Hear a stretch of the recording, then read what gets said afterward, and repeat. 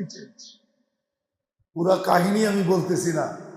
রাতে ঘুমের থেকে উঠা গেছে ছাদের আওয়াজে, ওইটা জিজ্ঞাসা করতেছে আমার ছাদের উপরে চলে কে?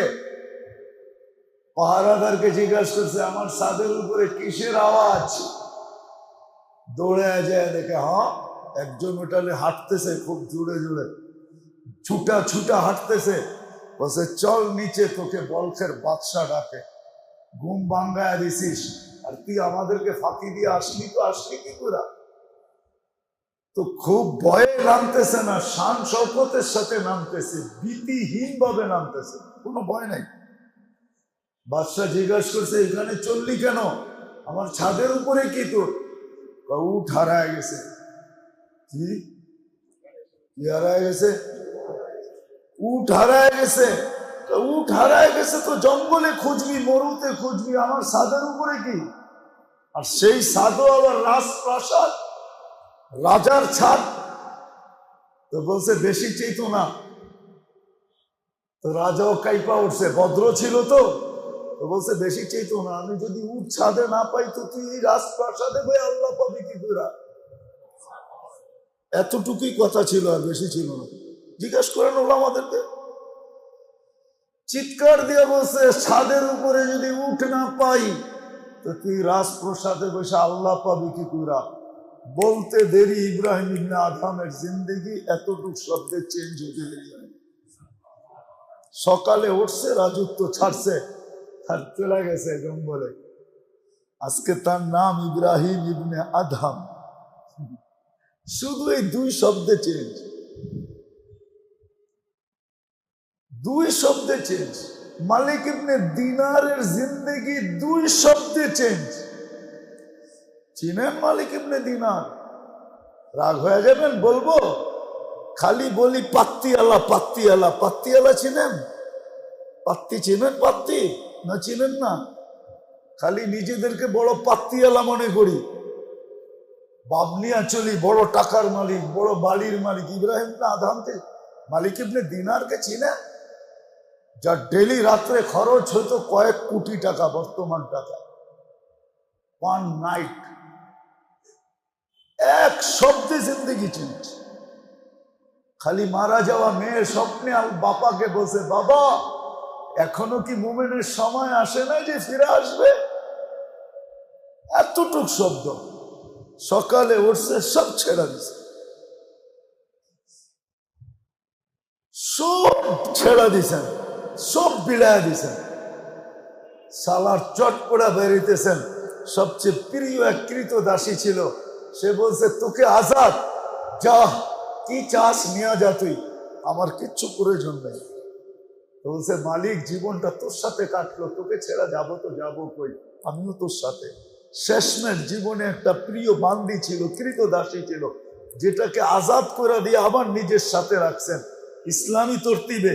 এটা ছাড়া মালিক ইবনে দিনারের কাছে কিচ্ছু ছিল না। আমরা তো ইতিহাসই জানি না, ইতিহাসই জানি না। আজকে তো জানি কিন্তু জীবনে আমল নেই।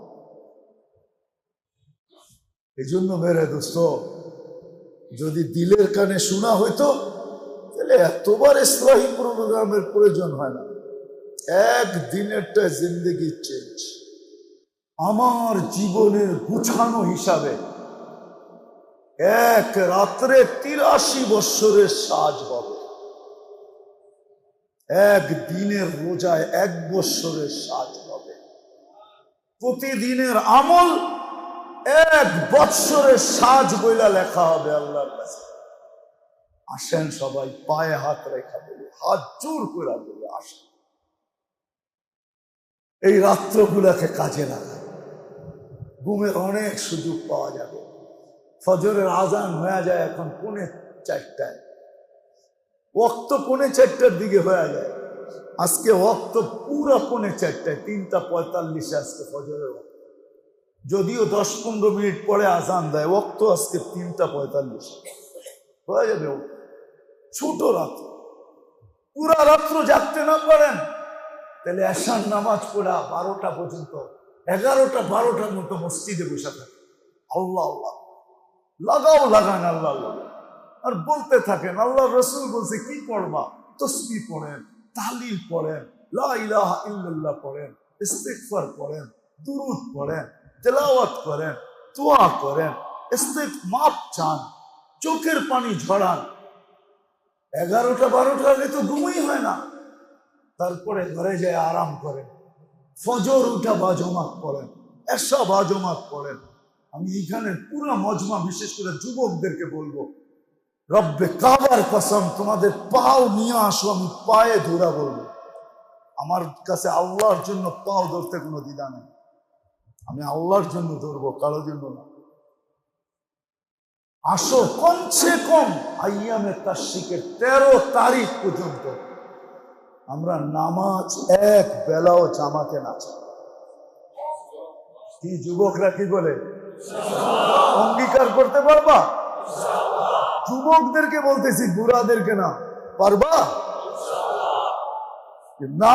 কে কে অঙ্গীকার করতে পারবা দেখি? অঙ্গীকার কিন্তু যে আমরা নামাজ ছাড়বো না বা জামাত। আল্লাহ কবুল করুক, রাত্র ইবাদত করুক। এই কটা দিন কমসে কম নিজেকে গুনার থেকে বাঁচাই।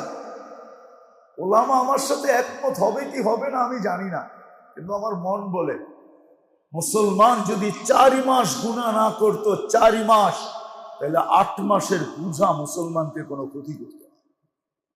মুসলমান যদি শুধু 4 মাস গুনাহ না করতো, কয় মাস? 4টা মাস যদি গুনাহ না করতো।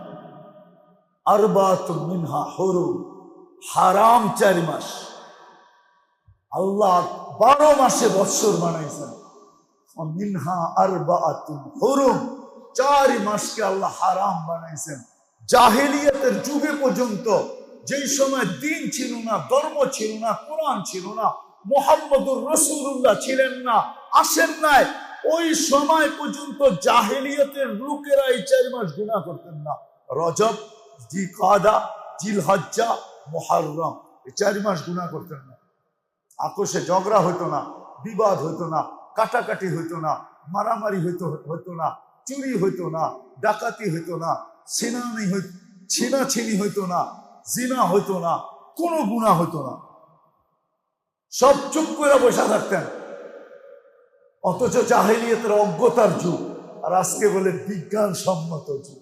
লানত আমাদের জিন্দেগি। আজকে বলে বিজ্ঞান সম্মত যুগ, আজকে বলে সব এডুকেটেড। লানত আমাদের জিন্দেগি। যদি 4 মাস গুনাহ না করতো, এই 4 মাস, আরে 4 মাস বাদ দেন, 13 দিন যদি এই উম্মত গুনাহ না করতো, 13 দিন, জিলহজের 1 তারিখ থেকে নিয়ে 13 তারিখের আসর পর্যন্ত, যেই পর্যন্ত আমরা 9 তারিখ সকাল থেকে 13 তারিখ আসর পর্যন্ত তলবিয়া পড়ি, এই 13 দিন যদি এই উম্মত গুনাহ না করে আল্লাহকে দেখায় দিতে পারে। আমার জাতি যদি 13 দিন গুনাহ না করতো, 13 দিনের জন্য যদি সরকারিভাবে সমস্ত ইন্টারনেট বন্ধ থাকতো, সমস্ত চ্যানেল বন্ধ থাকতো, 13 দিন গুনাহ করবো না, তাইলেও মনে হয় আমাকে মাটি ফাইটা, আমার বিশ্বাস মুস্কার আম্বরের গ্রান বাহির হতো। আল্লাহ রাখা ভান্ডার মাটি ফাইরা বাহির হতো। মেরে দোস্ত, এই জন্য আপনাদেরকে বলি, কথা তো ওই পর্যন্ত পৌঁছানো যাবে না, কমসে কম যতটুক পারি অতটুক পায়ে ধরে বলি, আসেন ইবাদতে রাত্র কাটাই, দিন কাটাই। আমাদের দেশে একটা ভুল প্রচলন আছে, ভুল প্রচলন। জানি না ওলামায়ে কেরাম রাগ হয়ে যাবে কিনা। রাগ হয়ে যাবেন হুজুর? বলবো, ভুল প্রচলন আমাদের দেশে যে 9 তারিখ সকাল থেকে তালবিয়া, 13 তারিখ আসর পর্যন্ত, এটা ওয়াজিব তালবিয়া। কিন্তু জিলহজের 1ম তারিখ থেকে নিয়া সর্বক্ষণ যখনই মনে ওঠে তো তালবিয়া পড়তে থাকেন, আল্লাহু আকবার, আল্লাহু আকবার, লা ইলাহা ইল্লাল্লাহ, আল্লাহু আকবার, আল্লাহু আকবার, ওয়ালিল্লাহিল হামদ। এটা ছিল তরতিব, যে প্রত্যেক ব্যক্তি উঠতে বসতে চলতে ফিরতে হাটে বাজারে রোডে ঘাটে সর্ব জায়গায় তালবিয়া করবে আর বলবে আল্লাহু আকবার, আল্লাহু আকবার, মালিক তুই বল। কিন্তু আমাদের দেশের ওটা হলো ওয়াজিব। ওয়াজিবটা হইল 9 তারিখ ফজর থেকে আর 13 তারিখ আসর পর্যন্ত একবার উচ্চ স্বরে পড়া কি ওটা কি ওয়াজিব। আর সুন্নত আর তরতিব হইল জিলহজের চাঁদ দেখার সাথে সাথে যেখানে যাও তালবিয়া মনে মনে পড়তে থাকো, আল্লাহু আকবার, আল্লাহু আকবার, লা ইলাহা ইল্লাল্লাহ, আল্লাহু আকবার, আল্লাহু আকবার, ওয়ালিল্লাহিল হামদ। বাজারে পড়ো, রোডে পড়ো, ঘাটে পড়ো, সব জায়গায় পড়ো, এরকম পড়ো যে আল্লাহ যেন ফেরেশতাদেরকে ডাইকা বলতে পারে দেখ কেমনে পড়ে। যেমন যুবক সেজদায় গেলে আল্লাহ ফেরেশতাকে ডাইকা বলে দেখ কেমনে সেজদা করে। কার পায়ে করে? আপনার পায়ে। কে? যুবক। যুবক। তারপরে আল্লাহ বলে জাআলা আজলাহু ওয়া মাজালাহু লিআজলিক, যুবক সবকিছু বিসর্জন দিয়ে তুই আমার কুদরতি পায়ে মাথা ঠেকায় দিলি। খান্তা হাবদি হাক্কা, তুই আমার পারফেক্ট বান্দা। ইন্নী উবাহি বিহিল মালাইকা, আমি তোকে নিয়ে ফেরেশতাদের উপরে গৌরব করি। সেজদা কোথায় উঠায় দিল সেজদা। কিন্তু আমি তো বুঝাইতে পারি না যুবকদেরকে। পারতাম যদি, জাদু যদি জানতাম। মন তো এটাই চায় যে বাংলাদেশের যুবকদেরকে নাচায় দিই। আবারও পিছিয়ে যাইতেছি। আল্লাহ সাজায়া পাঠাইছে, সাজানো ছাড়া পাঠান না। যদি সাজানো ছাড়া পাঠাইতেন তাহলে চিৎকার দিয়ে এই কথা বলতেন না, কুল্লু মৌলুদিন ইউলাদু আলাল ফিতরা। প্রত্যেক বাচ্চাকে আমরা সাজায়া পাঠাইছি ফিতরতের উপরে। ফিতরতের তর্জমা করলাম আমি, সাজায়া পাঠাইছি। তোমরা তোমাদেরকে উশৃঙ্খল বানাইছো, সাজ হারায়া ফেলছো। আবাওয়াহু ইউহাব্বিদান ওয়া ইউমাসসিরান ওয়া ইউনাজ্জিসান, এক এক অবস্থা সাজকে হারায়া দিছে। যুবক যৌবনে পা দিতে দেরি, সাজ হারাইতে দেরি করে নেয়। মালালা মাল পাইতে দেরি, সাজ হারাইতে দেরি করে নেয়। বাড়িওয়ালা বাড়ি বানাইতে দেরি, সাজ হারাইতে দেরি করে নেয়। দোকানওয়ালা দোকান পাইতে দেরি, সাজ হারাইতে দেরি করে নেয়। চাকরিওয়ালা চাকরি পাইতে দেরি, সাজ হারাইতে দেরি করে নেয়।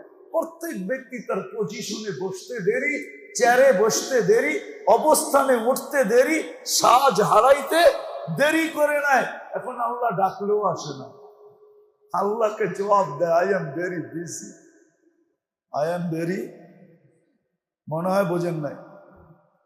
এখন আল্লাহকে কি জবাব দেয়? আমি বড় ব্যস্ত, আমি বড়, আমি বড়, আমি বড়। কি জবাব দেয় না? আরে মুখ দিয়ে না বলে, কর্মে তো বলে। আজান হইল, দোকানে বসে আছে, কর্মে কি বুঝায়? মুখ দিয়ে বলে নাই, কর্মে তো বুঝায়, ঠিক না? কি কিছু জিনিস তো প্রবাদ বাক্য এরকম আছে, হাতে না বাতে, ঠিক না? হাতে না, মনে হয় বোঝেন নাই। বুঝছেন? হাতে না বাতে। তো আপনি যে দোকানে বসে আছেন, এটাই তো বুঝাইতে চাইতেছেন যে আমি ব্যস্ত। সাড়া দেওয়ার মতো সুযোগ আমার কাছে নাই, সাজা দেওয়ার মতো সুযোগ আমার কাছে নাই। অথচ দোকান দেওয়ার পরেই হারায় গেল। এতদিন হারায় নাই, দোকান দিতে না দিতে এলোমেলো হয়ে গেছে, এলোমেলো। আল্লাহ ডাকে, তারপরও কি বলে? আমি ব্যস্ত, আমি ব্যস্ত। এই জন্যই তো আল্লাহ বলছেন তোর কানের পর্দা ফাটাইয়া দিব। মৃত্যুর সময় তোর কানের পর্দা ফাইটা মরবে। কিভাবে ফাটাবো জানিস? ফেরেশতা এসে চিৎকার দিয়ে জিজ্ঞাসা করবে, আইনাল ইস্তেগাল। বুকে হাত রাখবে মালাকুল মউত, আর একটা চিৎকার দিবে, বলবে বল ব্যস্ততা কোথায়? তুই না বড় ব্যস্ত? আল্লাহ ডাকার পরে তুই বলতি তুই ব্যস্ত? তোর মুখে না বলতি, তোর কর্মে বলতো তুই বড় ব্যস্ত। আল্লাহর ডাকে সাড়া দেওয়ার মতো সুযোগ তোর কাছে নাই, বল তোর ব্যস্ততা কোথায়? ফেরেশতা জবাব দিবে, আযালাল ইশতিগাল, তোর ব্যস্ততার পরিসমাপ্তি ঘটায় দিলাম বলে একটা টান দিবে আর রূহ বাহির করে নিলাম। টানে রু বাহির করবে, অবস্থা কি দাঁড়াবে ওটা তো যারটা বাহির হবে সেই জানবে কিরকম বাহির হবে।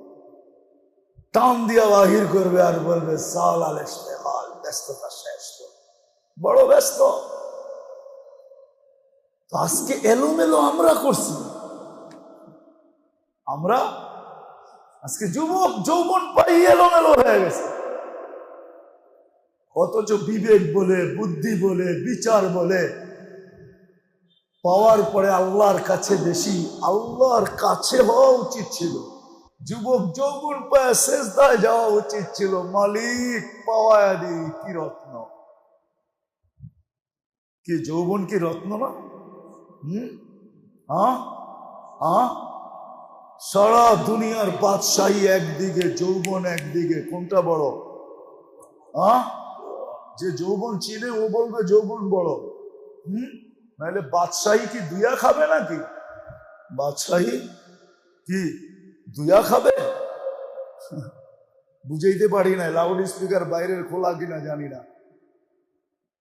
যৌবন কি দুইয়া, বাদশাহী কি দুইয়া খাবে নাকি? ওখানে তো যৌবন দরকার। কি দরকার? যৌবন দরকার। যুবক সেজদায় পড়া উচিত ছিল, যৌবন পাইতে দেরি, এলোমেলো হইতে দেরি হয় নাই, দম পাইতে দেরি, আরো কাছে যাওয়ার দরকার ছিল। আগনা ও আফকার, কোরআন বলে, আল্লাহ বলে যাকে ইচ্ছা ধনী বানায় দেয়। আল্লাহ ধনী বানাইছেন, উচিত ছিল আরো বেশি কাছে হয়ে যাওয়া। মালিক তুমি আমারে ধনী বানায় দিলা, কি দেখলা আমার ভিতরে? আমার ভিতরে তো কিছুই নাই।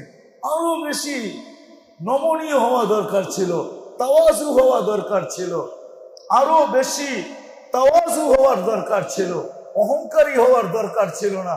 কিন্তু দন আসলো, অহংকার হতে দেরি হইল না।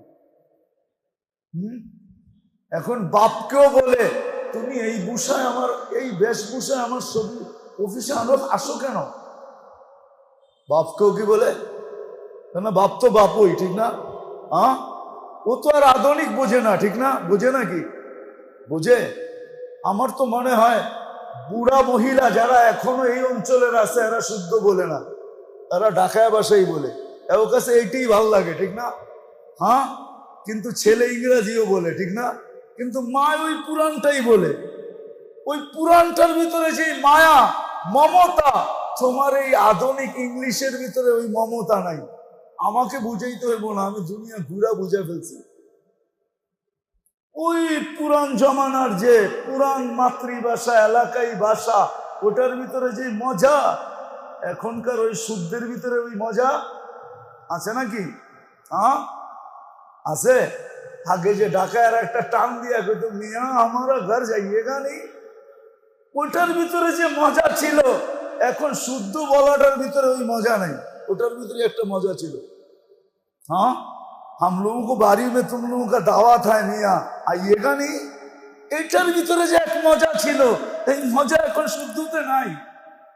এটা এক মজা ছিল, যেটা বুঝাইতেছিলাম মেরে দোস্ত, মাল পাওয়ার সাথে সাথে হারায় গেছে। অথচ বিবেক বলে, বুদ্ধি বলে আল্লাহ ধনী বানাইছে, আল্লাহ কদমে যাওয়া উচিত ছিল, আরো নমনীয় হওয়া উচিত ছিল।